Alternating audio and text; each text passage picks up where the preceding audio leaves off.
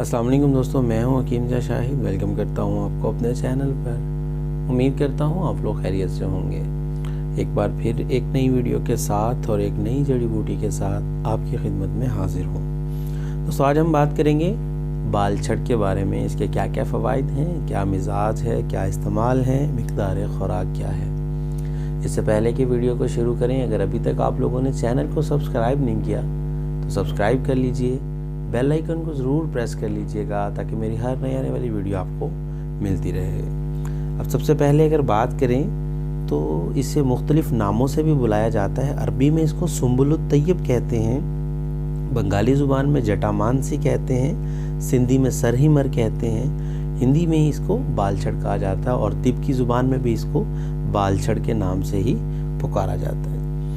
ये होता क्या है, ये स्याह माइल, मतलब ये जैसा आपको नज़र आ रही हैं, ये मैं आपको दिखा देता हूँ। ये जड़ें होती हैं, मैं थोड़ा सा करीब से अगर आप लोगों को दिखा दूँ तो ये बड़ा बारीक बारीक सी जो ये जड़ें होती हैं और मतलब इन पे बाल होते हैं, रेशे होते हैं ऐसे, और अगर इन्हें ऐसे झिड़का जाए तो नीचे जो है बारीक बारीक पाउडर जो है इससे उतरना शुरू हो जाता है।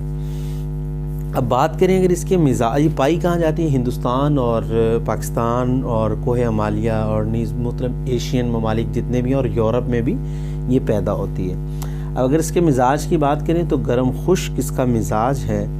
और फ़वाइद की अगर इसकी बात कर लें तो इसको अक्सर माजूनात में शामिल किया जाता है क्योंकि ये बड़ी अच्छी इसकी खुशबू होती है और ये खुशबूदार बनाती है। इसके अलावा ये जो सर्द अमराज होते हैं उनके लिए बड़ी बेहतरीन चीज़ है। और ये एक इसका बड़ा अहम फ़ायदा है कि ये चेहरे को जो छाइयाँ होती हैं उनको दूर करती है और चेहरे को खूबसूरत बनाती है। इसीलिए इसको मुख्तलिफ़ उपटनों में भी शामिल किया जाता है और इसको अकेले को पीस कर जो है चेहरे पर इसका ज़माद किया जाता है, मतलब कि लेप किया जाता है, तो इससे ये भी फ़ायदा हासिल किया जाता है।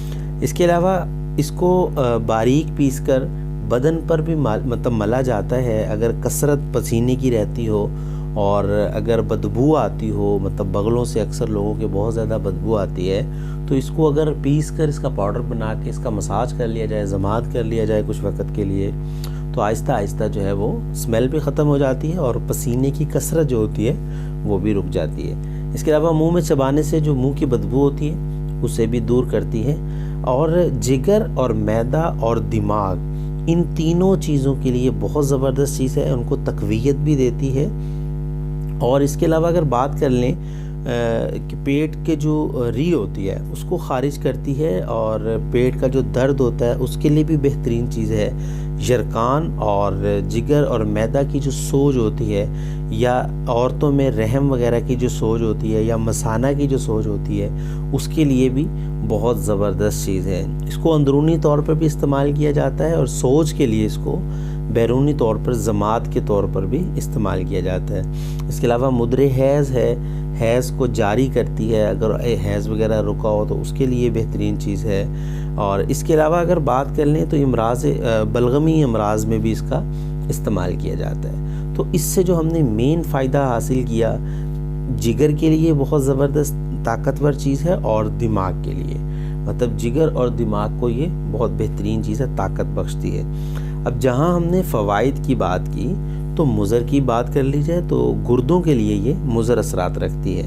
अब कैसे ख़त्म किया जा सकता है, तो अगर मुसले जो है इसका रोगने गुल है, रोगने गुल के साथ अगर इस्तेमाल किया जाएगा तो मुज़र असरात जो है वो ख़त्म हो जाएंगे। अगर बात कर लें इसकी मिक़दार ख़ुराक की तो 3 ग्राम से 5 ग्राम तक इसकी मिक़दार ख़ुराक है। तो उम्मीद करता हूँ आज की वीडियो आपको पसंद आई होगी। अगर पसंद आई है तो लाइक कीजिएगा, शेयर कर दीजिएगा ताकि आपके साथ साथ दूसरों का भी फ़ायदा हो जाए। तो आज के लिए इतना ही था, मिलते हैं किसी अगली वीडियो में। हकीम जा शाहिद को इजाज़त दीजिए। अल्लाह हाफिज़।